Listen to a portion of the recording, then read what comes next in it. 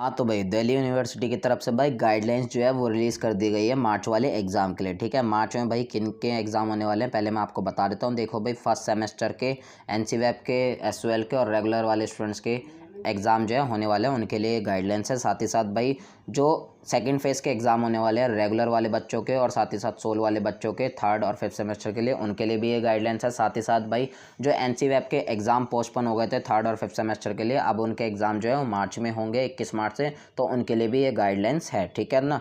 तो भाई ये जो गाइडलाइंस की पीडीएफ है ये आपको डाउनलोड करनी है, पढ़नी है आपको सेपरेटली। तो भाई इसका प्रोसेस जो है वो वीडियो के एंड में बता दूंगा, तो आप वहाँ से डाउनलोड कर सकते हैं। ठीक है, बात करते हैं, मैं आपको स्टेप बाय स्टेप जो है सारी गाइडलाइंस बता देता हूँ कि क्या क्या आपको जो है फॉलो करनी है गाइडलाइंस अपने एग्ज़ाम टाइम पे। तो चलो भाई देखते हैं, ये जो शुरू के जो पॉइंट्स लिखे हैं इनमें कुछ ज़्यादा खास बात नहीं है, इसमें यही बताया गया है आपके एग्ज़ाम कब से हैं, अगर आपका कोई एग्ज़ाम वगैरह छूट गया हो वगैरह वगैरह। ठीक है, तो ये आपके काम की नहीं है। काम के जो पॉइंट्स हैं वो आपके फोर्थ पॉइंट से स्टार्ट है। तो भाई फोर्थ पॉइंट में साफ सीधी सी बात आपके ये बताई गई है कि आपको एक एग्ज़ामिनेशन फॉर्म भरना होता है। एग्ज़ामिनेशन फॉर्म क्या होता है? एग्ज़ामिनेशन फॉर्म को ये एडमिशन फॉर्म भी कहते हैं या सब्जेक्ट वाला फॉर्म भी आप कह सकते हो। ठीक है, तो भाई बहुत से बच्चे वो ऑलरेडी भर चुके होंगे और भाई एनसीवैप का और रेगुलर स्टूडेंट्स का ऑलरेडी निकल रहा है, तो अभी तक आपने नहीं भरा, जाके भर लीजिएगा। ठीक है, रही बात भाई एसओएल वाले बच्चों की, तो एसओएल बच्चों का भाई कोई भी सेपरेटली एग्जामिनेशन फॉर्म नहीं होता। वो जो आपने एडमिशन के टाइम पे फॉर्म भरा था वही आपका एग्जामिनेशन फॉर्म होता है, तभी आप एग्ज़ाम दे पा रहे हो, तभी आपका एसओएल में एडमिशन हुआ है। ठीक है, रही बात एसओएल के थर्ड और फिफ्थ सेमेस्टर के सेकंड फेज़ के जो बच्चे एग्ज़ाम देना चाहते हैं, तो भाई उन लोगों ने दिसंबर में सब्जेक्ट वाला फॉर्म भर दिया होगा। ठीक है ना, उसी को हम एग्जामिनेशन फॉर्म कहते हैं, फीस जिसमें हम भरते हैं। ठीक है, तो आप लोगों ने ये सब चीज़ें कर ही ली होंगी पहले ही। ठीक है, तो बस ये बताया गया है फोर्थ पॉइंट में, तो आपको ये एग्जामिनेशन फॉर्म भरना ज़रूरी था। ठीक है, बाकी कोई अलग से कोई एग्जामिनेशन फॉर्म आपका नहीं आता। ठीक है, बात करते हैं भाई आपके फिफ्थ पॉइंट के। फिफ्थ पॉइंट में भाई साफ सीधी सी बात आपको ये बोली गई है कि आपके एग्ज़ाम से पहले एडमिट कार्ड आएगा। एडमिट कार्ड में आपकी सारी डिटेल्स वगैरह लिखी होती है, आपका कौन सा पेपर कब है, आपका एग्ज़ाम रोल नंबर वगैरह सब कुछ, सारी टोटल आपकी डिटेल लिखी होगी उसमें। ठीक है, वो एग्ज़ाम से 1-2 दिन पहले आता है, जब भी आएगा इन्फॉर्म कर दूँगा, कहाँ से डाउनलोड करना है ये भी इन्फॉर्म कर दूँगा, आपके कॉलेज की वेबसाइट पे आ जाएगा। ठीक है, अब यहाँ पे भाई क्या होता है, बहुत से बच्चों का क्या है कि एडमिट कार्ड में बहुत सारी मिस्टेक्स होती हैं। तो भाई अगर आपके एडमिट कार्ड में मिस्टेक्स हो तो आप अपने कॉलेज से कांटेक्ट कर सकते हैं, ऐसा इस पॉइंट में बताया गया है। ठीक है, बात करते हैं भाई यहाँ पे 6 पॉइंट की। 6 में आपको ये बताया गया है कि भाई आप अपने कॉलेज से कांटेक्ट में रहना। कॉलेज के जो ग्रुप्स वगैरह होते हैं या कॉलेज के आपके टीचर वगैरह के कांटेक्ट नंबर हैं या कॉलेज का डिपार्टमेंट से आप अपने कांटेक्ट में रहना है डिपार्टमेंट से। ठीक है, इतना बताया गया, क्योंकि आपको कोई प्रॉब्लम वगैरह होती है तो वो आपके कॉलेज वाले ही रिजॉल्व कर सकते हैं एग्ज़ाम टाइम पे। ठीक है, साथ ही साथ भाई आपको 7 पॉइंट में ये बताया गया है कि भाई नोडल ऑफिसर्स के जो लिस्ट होती है वो पब्लिश की जाएगी एग्ज़ाम से पहले। जी हाँ गाइज़, नोडल ऑफिसर की एक लिस्ट निकाली जाती है एग्ज़ाम से पहले, उसमें आपको भाई कुछ ऑफिसर्स की ईमेल आईडी और नंबर दिए जाते हैं, ताकि आपको एग्ज़ाम टाइम पे कुछ प्रॉब्लम आती है तो आप उनको मेल करके या आप उनको डायरेक्ट कॉल करके अपनी प्रॉब्लम को सोल्यूशन जो है निकलवा सकते हैं। ठीक है, बात ख़त्म ही। हम अब बात करते हैं भाई अपने 8 पॉइंट की। 8 पॉइंट में भाई साफ साफ ये बताया गया है कि आपको फर्स्ट पेज पे क्या क्या डिटेल लिखनी है। मतलब कि आप अपने A4 साइज़ की शीट पे जब आंसर लिखोगे तो आपको फर्स्ट पेज पे सारी डिटेल अपनी क्या क्या डालनी है। ठीक है ना, तो भाई बता देता हूँ। फर्स्ट पेज पे आपको टॉप पे पता है क्या क्या लिखना है? देखो भाई, सबसे पहले आपको डेट और टाइम लिखना है, जो एग्ज़ाम वाले दिन जो भी डेट होगी और टाइम लिखना है वो लिखना है। साथ ही साथ आपको अपना एग्ज़ाम रोल नंबर लिखना है। एग्ज़ाम रोल नंबर आपको एडमिट कार्ड पे आपको लिखा हुआ मिल जाएगा। ठीक है, साथ ही साथ भाई आपको प्रोग्राम का नेम लिखना है, जैसे कि आपका बीए प्रोग्राम है, बीकॉम प्रोग्राम है, बीए पॉलिटिकल साइंस ऑनर्स है, जो भी आपका कोर्स है वो लिखना है, उसका नाम लिखना है। ठीक है, साथ ही साथ अपना सेमेस्टर लिखना है, फर्स्ट सेमेस्टर है, सेकेंड है, थर्ड है, जो भी है आपको अपना सेमेस्टर लिखना है। और ईयर मोड वाले हो आप तो ईयर लिखना है। ठीक है,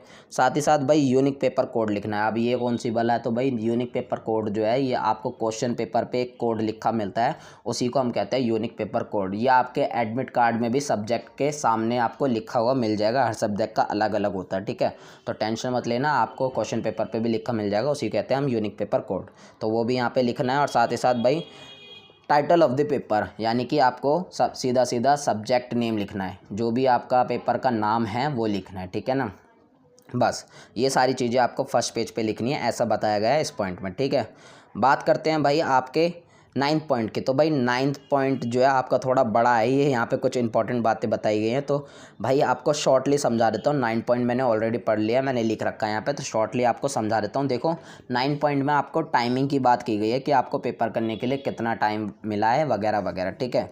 तो भाई एग्ज़ाम आपको करने के लिए टोटल जो टाइमिंग मिला है ना, वो 3+1+1+30, ये इतना टाइम मिला है, ठीक है ना। अब ये इतना टाइम का मतलब क्या है मैं समझा देता हूँ। ये 30 मिनट्स हैं, ठीक है ना, एंड में जो है। तो भाई इतना टाइम का मतलब क्या है मैं आपको समझा देता हूँ। देखो भाई सबसे पहले तो आपको 3 घंटे मिले हैं आपको अपने एग्ज़ाम लिखने के लिए, ठीक है। ये 1 घंटा आपको इसलिए मिला है ताकि आप अपने आंसर की PDF बना सको, क्वेश्चन पेपर वगैरह डाउनलोड कर सको और अपने आंसर को दोबारा वेबसाइट पे अपलोड कर सको, ठीक है।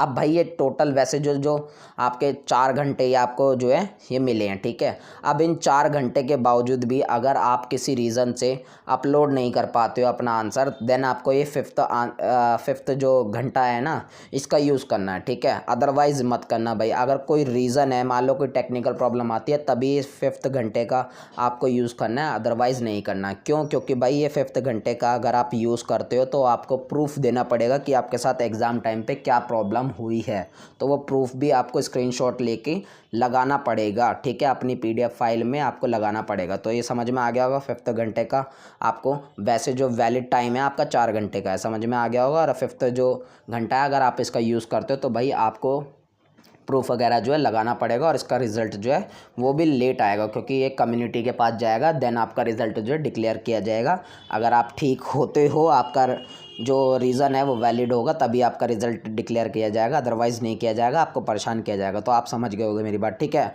अब ये भाई जो 30 मिनट्स एक्स्ट्रा और मिले हैं, इसका क्या सीन है। तो भाई 30 मिनट्स जो है एक्स्ट्रा मिले हैं, ये मान लेते हैं अगर 5th घंटे के बावजूद भी भाई हमारा वेबसाइट पे अपलोड ही नहीं हो पाया, वेबसाइट क्रैश हो गई या वेबसाइट में कुछ भी प्रॉब्लम आ गई, तो भाई ये 30 मिनट हमें मेल करने के लिए मिले हैं। ये जो मेल IDs वगैरह जो हैं ये वेबसाइट पे पब्लिश की जाएंगी, एग्ज़ाम से टाइम वेबसाइट पे आएंगी, इसकी लिस्ट वगैरह एग्ज़ाम टाइम पे आ जाएगी, ठीक है ना। तो जब भी आएगी मैं आपको इन्फॉर्म कर दूंगा, तो आपको मेल कर सकते हो, ठीक है। अगर आप पोर्टल नहीं चलता तो आप इन 30 मिनट्स के अंदर अंदर फिर अपना जो है मेल कर सकते हो, और प्रॉब्लम का भाई स्क्रीनशॉट भी आपको लगाना पड़ेगा, ठीक है। अब भाई इन जो 1.5 घंटे का अगर आप यूज़ करोगे तो इसका रिज़ल्ट जो है लेट आएगा, क्योंकि कम्युनिटी के पास आपका पहले रिज़ल्ट जाएगा, आपकी प्रॉब्लम देखी जाएगी वैलिड है या नहीं है, ठीक है। तो आप लोग एग्ज़ाम टाइम का मतलब समझ गए होगे।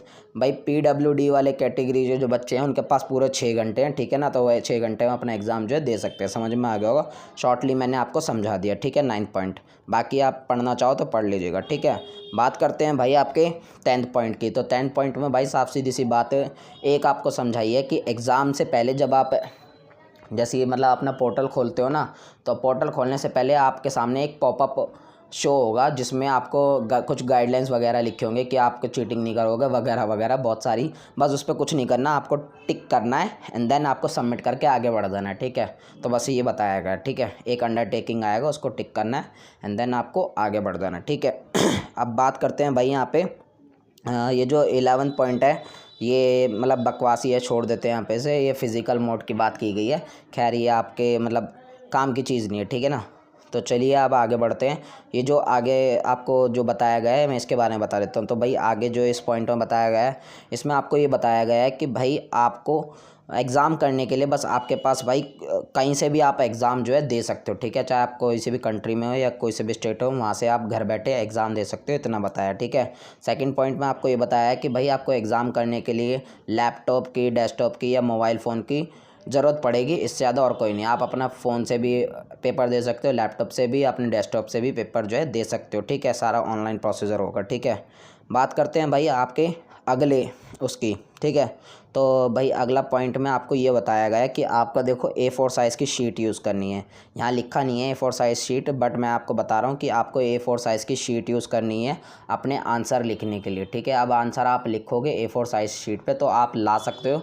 अब A4 साइज़ भाई कौन सी शीट, लाइन वाली, बिना लाइन वाली, तो भाई वो आपकी मर्ज़ी है, लाइन वाली लो, बिना लाइन वाली लो, दोनों तरफ लाइन लो, या एक तरफ लाइन लो, या बिल्कुल प्लेन लो, ठीक है। वो आपके ऊपर डिपेंड है। अब इसकी जगह आप रजिस्टर भी यूज़ कर सकते हो A4 साइज़ का, ठीक है। इतना समझ में आ चुका है आपको।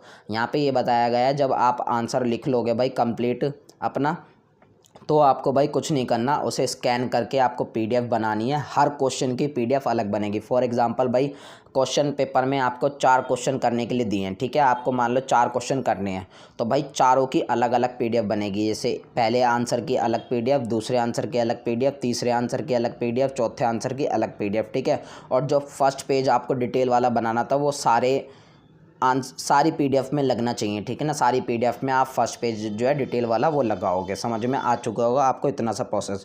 अब जो आप पीडीएफ बनाओगे ना, वो पीडीएफ जो है भाई 7 MB से कम की होनी चाहिए, तभी वो वेबसाइट पे अपलोड होगी, अदरवाइज़ अपलोड नहीं होगी, ठीक है। 7 MB से कम होनी चाहिए वो। अब भाई बहुत से लोगों को क्या होता है, वो ज़्यादा लिखते हैं तो भाई उन लोगों का ज़्यादा बन जाती है, ज़्यादा MB की बन जाती है। तो भाई इन लोगों को क्या करना है, देखो भाई कुछ नहीं करना, एक मतलब बहुत सारे ऐप आते हैं जिससे आप पीडीएफ का साइज़ जो है रिड्यूस कर सकते हो, ठीक है। इसके ऊपर मैंने ऑलरेडी वीडियो बना रखी है कि कैसे आपको पीडीएफ बनानी है, कैसे आपको साइज़ वगैरह जो है रिड्यूस करना है, ऐप वगैरह सब बताया है। उस वीडियो का लिंक जो है नीचे डिस्क्रिप्शन में दे दूँगा, जाके देख लीजिएगा। बस इतना सा करनी, ठीक है।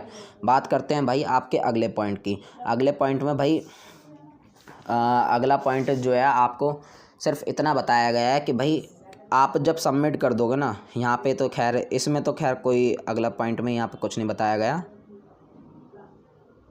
मैं कुछ अपने पास से बातें बता देता हूँ, इसमें लिखी हैं, मैंने लिख रखे हैं यहाँ पे, ठीक है ना। तो मैं पढ़ के आपको बता देता हूँ। तो देखो भाई अगली बात आपको ये ध्यान रखनी है, जब आप अपना पेपर जो है सबमिट कर दोगे ना कंप्लीट, तब आपके पास भाई साफ सीधा सा एक मेल आएगा, ठीक है ना, कि आपका जो पेपर है वो सक्सेसफुली सबमिट हो गया, ठीक है। अब यहाँ पे क्या है भाई, टेक्निकल प्रॉब्लम की वजह से बहुत सारे बच्चों के पास मेल नहीं भी आते हैं, तो उसमें पैनिक क्रिएट करने की कोई ज़रूरत नहीं है। अगर आपने वेबसाइट पे लिखा देख लिया, वेबसाइट पे भी लिखा आता है सक्सेसफुली सबमिटेड, अगर वहाँ सक्सेसफुली सबमिटेड लिखा आ गया तो आपको टेंशन लेने की ज़रूरत नहीं है, फिर चाहे मेल आए या ना आए, ठीक है ना। मैं पहले ही आप लोगों को वार्न कर रहा हूँ क्योंकि बहुत से बच्चों को मेल नहीं आते हैं, ठीक है। और एक और इम्पॉर्टेंट पॉइंट है भाई, आपको एग्ज़ाम से पहले ना एक रजिस्ट्रेशन करना होता है, छोटा सा ओपन बुक एग्ज़ाम का एक छोटा सा रजिस्ट्रेशन होगा, ठीक है ना। वो कैसे करना होगा, वो भाई आपका एडमिट कार्ड आने के बाद ही स्टार्ट होगा। एडमिट कार्ड आपका 1-2 दिन पहले आएगा तो उसी टाइम तुरंत आपका रजिस्ट्रेशन होगा। 5 मिनट का प्रोसेस है, अपने फ़ोन से ही करना है, कोई फ़ीस वगैरह कुछ नहीं देनी है, बस वो रजिस्ट्रेशन करना हो जाएगा, ठीक है। जब भी स्टार्ट होगा आपको कंप्लीट प्रोसीजर जो है बता दूँगा, वीडियो के रोज़ सिखा दूँगा, ठीक है। बाकी टेंशन नहीं लेना। रही बात भाई यहाँ पे क्वेश्चन पेपर की, भाई क्वेश्चन पेपर भी आपकी वेबसाइट पे ही आएगा, ठीक है। रजिस्ट्रेशन जहाँ पे आप करोगे उसी पोर्टल पे आपका वेबसाइट पे ही आएगा। इसके ऊपर सबके ऊपर मैं डेमो वीडियो कल आपको प्रोवाइड करा दूँगा, तो आप चेकआउट कर लीजिएगा कि आपको आंसर कैसे अपलोड करना है, साथ ही साथ आपको क्वेश्चन पेपर कैसे डाउनलोड करना है, रजिस्ट्रेशन कैसे करना है। तो भाई मैं इनकी डेमो वीडियो जो है कल आपको प्रोवाइड करा दूँ, तो आप उन वीडियो को देख के समझ जाना ईजिली, ठीक है। तो आई होप कि आपको सारी गाइडलाइन जो है समझ में आ चुकी होगी, ठीक है। मेरा गला भी भाई बोल बोल के थक गया है, तो आप लोगों को गाइडलाइंस टोटली समझ में आ गए होगे। अभी फिर भी कोई डाउट हो तो नीचे कमेंट बॉक्स में कमेंट कर देना, मैं आपके डाउट जो है क्लियर करने की पूरी कोशिश करूँगा। बाकी आने वाली वीडियोज़ में आपके ऑलमोस्ट सभी डाउट जो हैं क्लियर कर ही दूँगा, ठीक है। तो बस यही चीज़ इन्फॉर्म करना था, मिलते हैं नेक्स्ट वीडियो में।